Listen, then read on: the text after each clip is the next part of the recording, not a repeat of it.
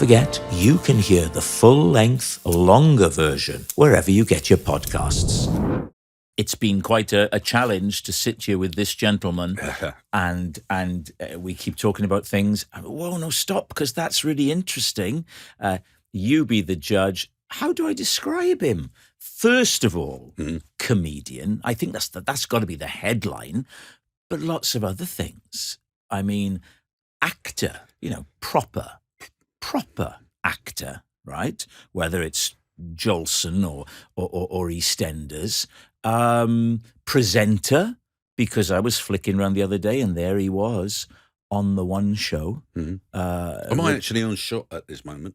Are you on shot? Am I? Yeah. Because I know I've seen these before where you chat about the person, but they're not actually in shot. So should I comment? You've now thrown it over to me. Does that mean that's the end of my intro and now we're on me? Well, I think that to keep you out of shot for the duration of what you've just said would be perverse. But I'm tempted for people then watching. I mean, the problem is nowadays, because you'd see your name on it, wouldn't they? So they'd know it's going to be Brian Conley. But if they hadn't checked, they'd be going, well, he's sort of talking like, I mean, it could be, it could be. The wings. Yeah, I mean, no, you're going to be in shot by now, Brian. I've had many intros, and that was one of them. I get a bit bored with intros. I mean, I know I'm good. You don't have to tell everyone. I just walk out there now. I used to have big intros, or as you will know, if you're doing a corporate or something like that, yeah. You don't want anyone introducing you. You do it all yourself. I just say, what time do you want me on? I would do it all myself, So that was a very nice. I know you probably only got halfway through my intro, but still up until that point, I shouldn't have chipped in. But it was a lovely intro. There was respect. Thank you. Some people would say that we should be at the same distance. So why don't you pull your mic a little bit closer to you? See, you've obviously done a few there. What, really? really? You've not pulled it closer to you. You've just moved it to the side. Yes, I know, because I did. I'm just... Yeah, okay. That, and then it can extend, can't it? All right. There we are. Oh. You're just fiddling with it. Look, yeah, I know, but now I'm covering up my face. But who cares? You're 63. It's going to be an advantage. Let them remember you in your prime. Oh, God, with that dark hair. Eh? Oh, mate. How long did you keep colouring it before you did the full Tom Jones? I've knocked it now because it's so close. It was lockdown. I got into lockdown and I just went, oh, no, well, I don't. Yes, and during lockdown, weirdly, but I had no idea, but I ended up doing a show at Christmas at the Dominion. It was at the Dominion, Christmas Carol. We'd done 11 shows with the LMTO, which is the London Musical Theatre Orchestra. Wonderful. And I just let it go then. I thought, I'm playing Scrooge. So it went then. And then everyone kept going, you've got to keep it like that. Yeah. You've got to keep it like that. And I don't know why I kept it longer. I think because on a poster, I have my window of when everyone really remembers me. And, I've got to look. And I thought, well, I've got to keep that up. It's only people in show business, whoever can say something like that. You're a normal person does a normal job, would never say, I had my window, as everyone in the family remembers me, I think it's around sort of 78, 79 when I was working at Ford's in Dagenham. That was my era. It's only people who do this that have that. Because you're on a poster. You got to go, Brian Conley appearing here, Brian Conley in Panto. So you've got to go, who's that bloke with the grey hair and the beard? So then I'm sitting there in lockdown and they ring me from EastEnders and say, do you want to be an EastEnder? I went, let me check my diary. Had nothing. They said, we'd love to offer you, the part of Rocky, which was hilarious, and we'd like to hire you for a year. And then, so that was it. Wow. But I wandered in there. It's all social, distance. Yeah, that's the word. A bit like us now. Yeah. And this is just because we don't like each other. Well, no, I think you could go split screen. He's not even here. He's at home. I'm talking to a tennis ball. Anyway, so I go in. I am now on a much higher level than any of the actors there, because I have no idea how you do EastEnders, and everyone's doing this with the tennis balls. I'm thinking, right, okay, well, this is what we do then. Everyone else that's been there 20, 30 years are going, I can't work like this. I can't work like this. What? I'm not with you. Well, what do you mean? Well, you know, with the social distancing acting. Yeah. So we would have this moment, but technically they would bring us in. Oh. Or what we would have was a tennis ball on a piece of wood with an aerial. And so you would sit in, then there would be this ghost image of you. So they'd get the tennis ball at your eye level. I didn't know that. And then you would stand off there, and then I'd come and sit down and talk to the tennis ball. Then they'd bring in and see this ghost image, you know, technically, and they'd look, put the tennis ball there, and then you do it. So I had to work like this. But coming in as the new boy was actually a huge advantage. The shows were only 20 minutes long during lockdown, and of course suddenly I've got this real easy sort of journey into being in EastEnders. Wow. You know, where sometimes and so often I've heard and I saw over the years, you know, you've got to hit the floor running, you know, because as we well know, you're doing 4 shows a week. You have got a lot to learn, you know. And I remember telling Natalie Cassidy, I said, how do you do it? She said, it gets easier. It does get easier. I think it's a muscle. I think line learning is a muscle. After doing so many things and experience anything like it, it is like a train just motoring along. You've got to jump on it. You're in these iconic areas, the Square, the Vic, the CAF, the talking to, you know, these actors that you've seen in your peripheral vision on telly as you've chatted. I never studied EastEnders, but it was always there. You'd be in a pub and there to be on. And then suddenly you were there. And I really, really enjoyed it. The reason I left is because you're not allowed to do anything else. I wouldn't be allowed to sit here.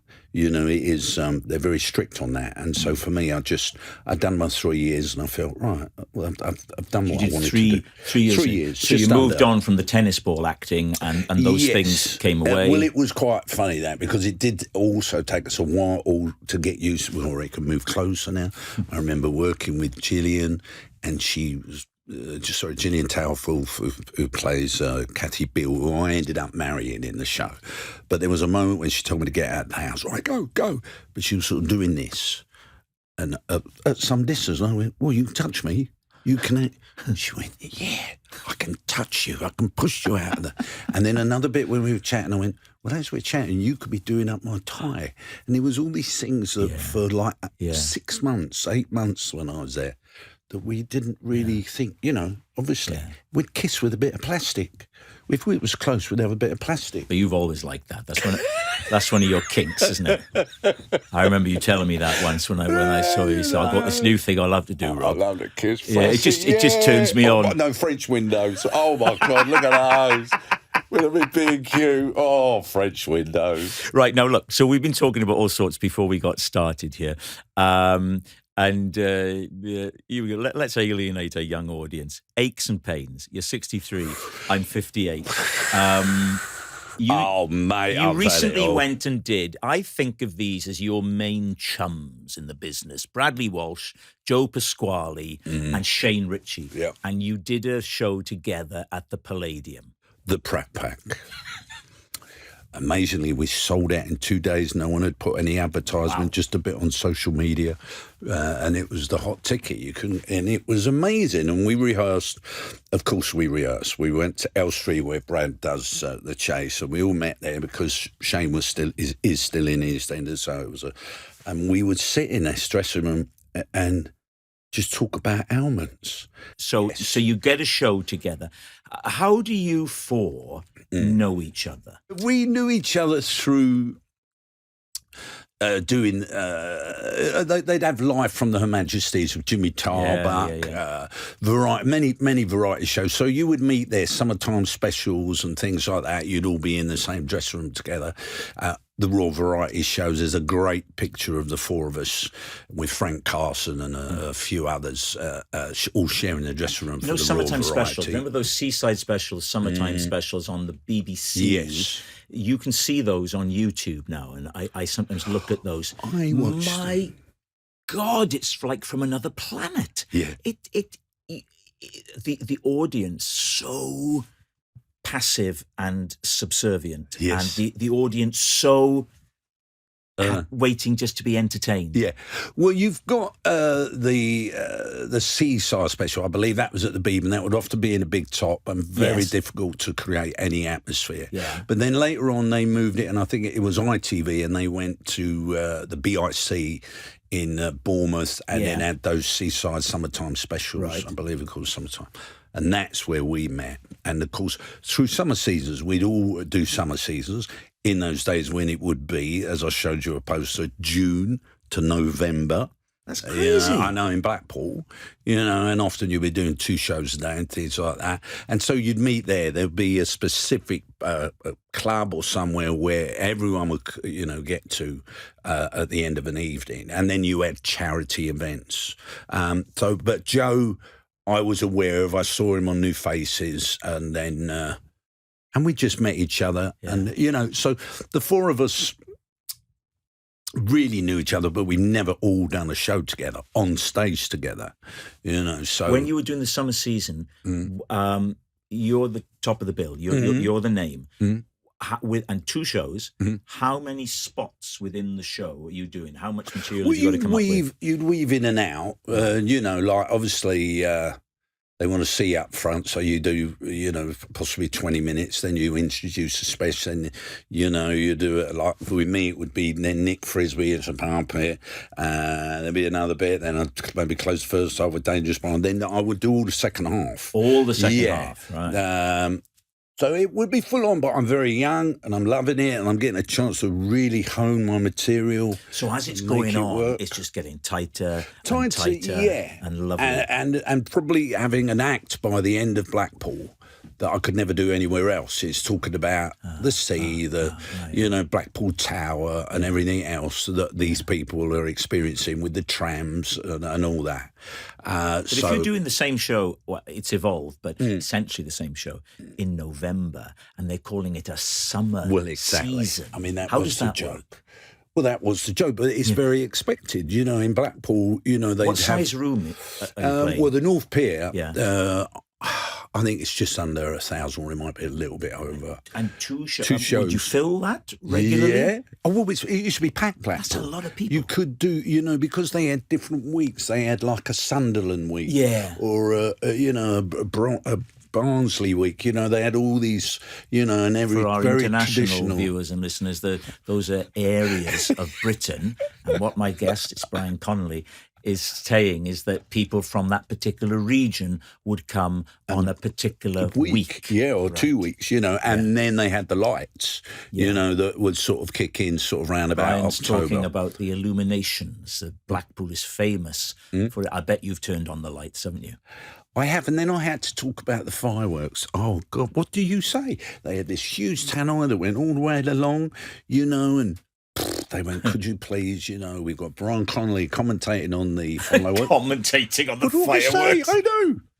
So I got him in. I went, 20 quid. Whoa, 50. It's got to be 50. £5. That was a £5, everyone. It was the only way I played Blackpool once on a tour. I don't know which room it was. And fireworks were going off outside during the show. And you could really hear them. So I think I just stood there and went, oh, as if I could see them, But I've never had that anywhere else. You're in the middle of doing your thing and it was fantastic. So, done the Winter Gardens. Now, I don't know if you know, the Winter Gardens hold 3,500 people. That's probably where I was, Brian. That's probably where I was playing. Yes, of course. Yeah, but if you get 1,000 in, it looks empty. That's the worry about it. Not I'm saying you got 1,000 in. No. But I was there with Cannonball. But you put the seed. You put the seed of doubt, haven't you, in people's minds? Well, you know what I mean. It's I listened to him talking to Brian seats. Conley, and he was saying how Rob struggled in Blackpool. No, Brian Conley, yes. Oh, that's lovely. it. EastEnders, yeah. Yeah. Jolson, different era. But it didn't matter. I used to live in Wales. Whereabouts? Tredegar. Tredegar? Yeah. What the hell were you doing in Tredegar? Ebel. I used to live in Everveen. How come?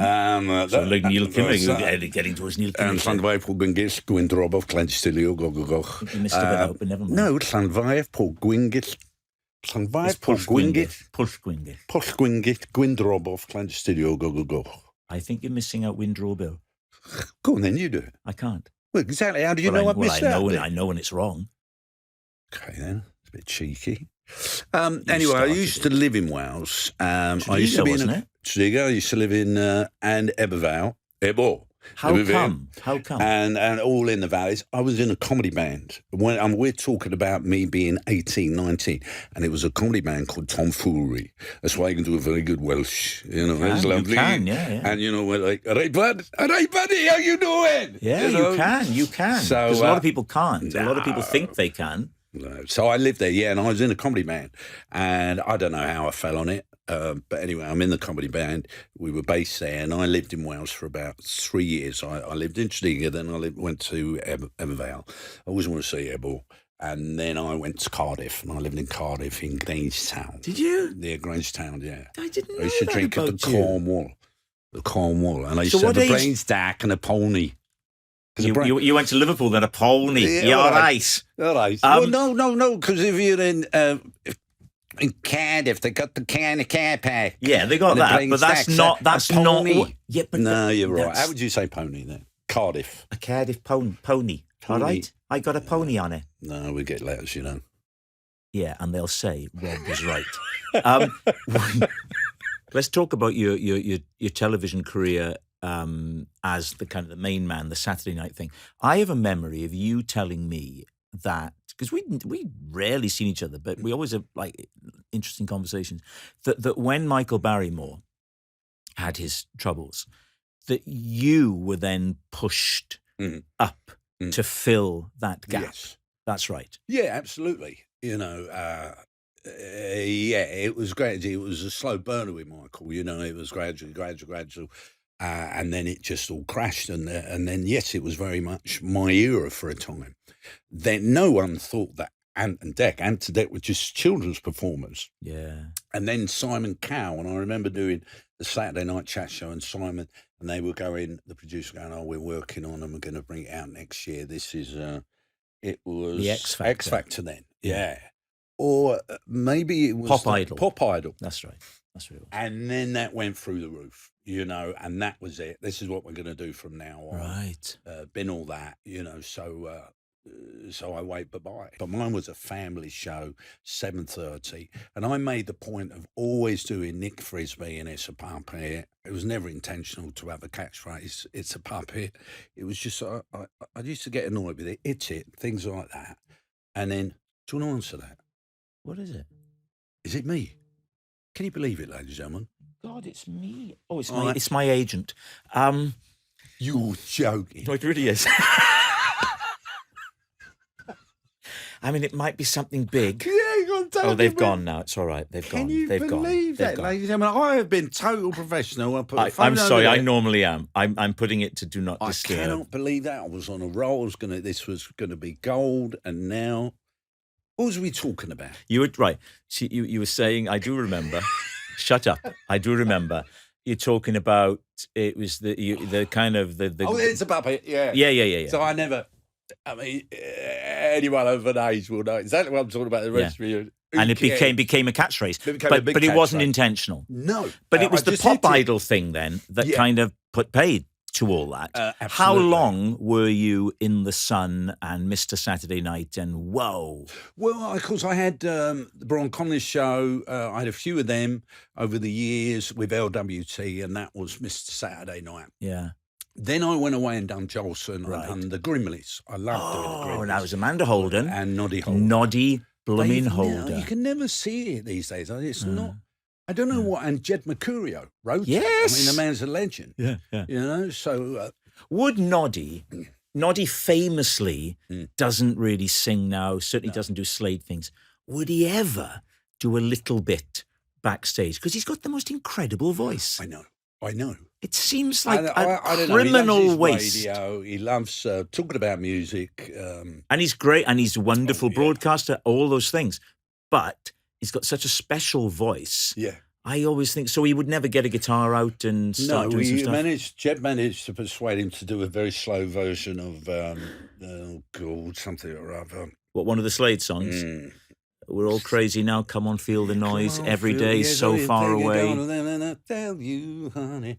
Oh, and I don't know why. So But come really on, slow, feel the And he noise. just done it on. If it was only half as acoustic. good as what we just did, Yeah, Brian, of course, it was special. Of course.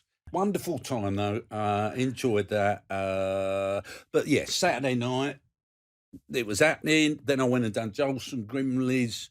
Then I'm very much focused, me and my girl, Chitty Chitty Bang Bang, Hairspray, the Music Man, Oliver. And I did get to do Oliver eventually, Fagin, obviously, but I'm sure it was beating me up inside so that one day I could go.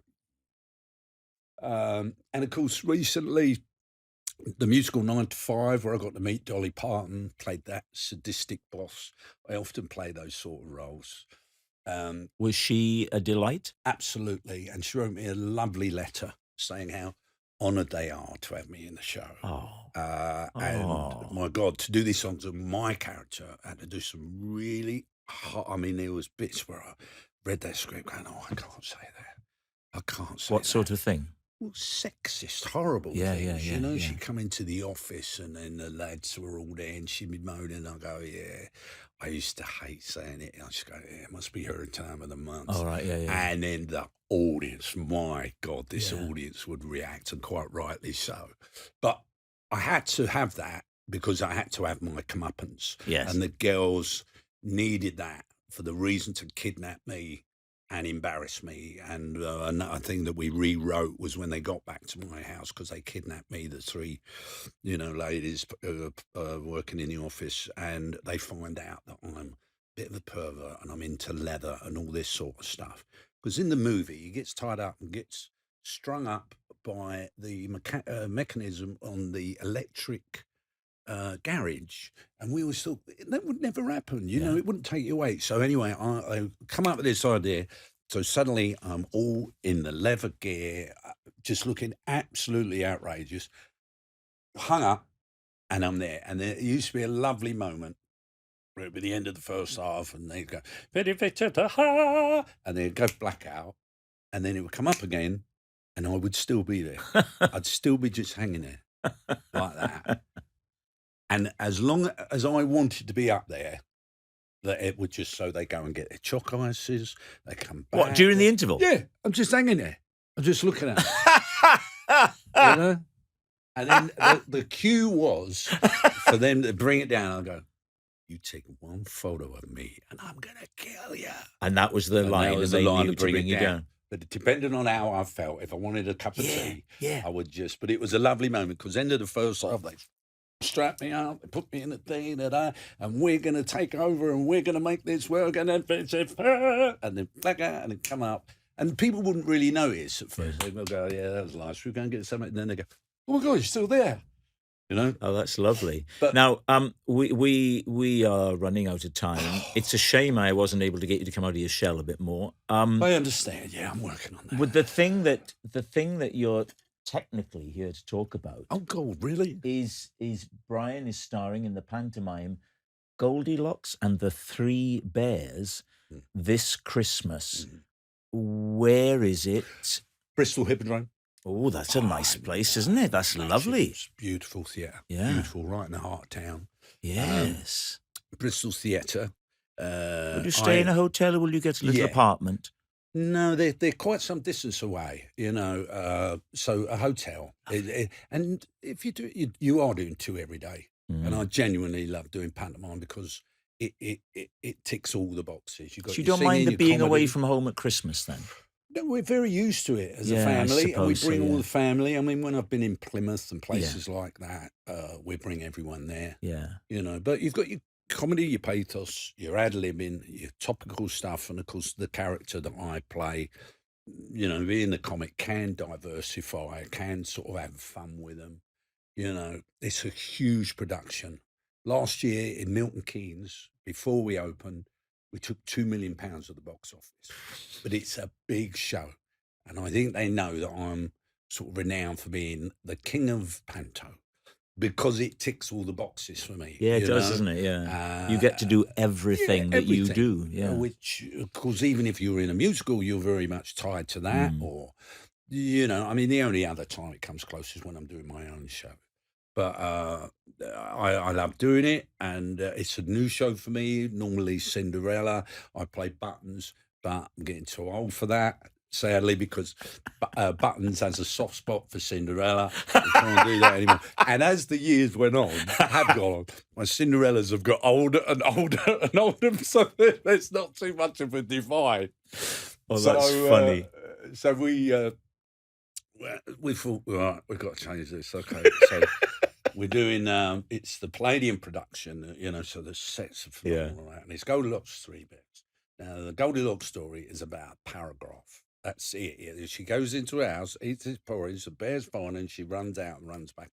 And that is really the story. And people always go, well, what is our story? So you have an evil circus and you have a good circus. We're the good circus.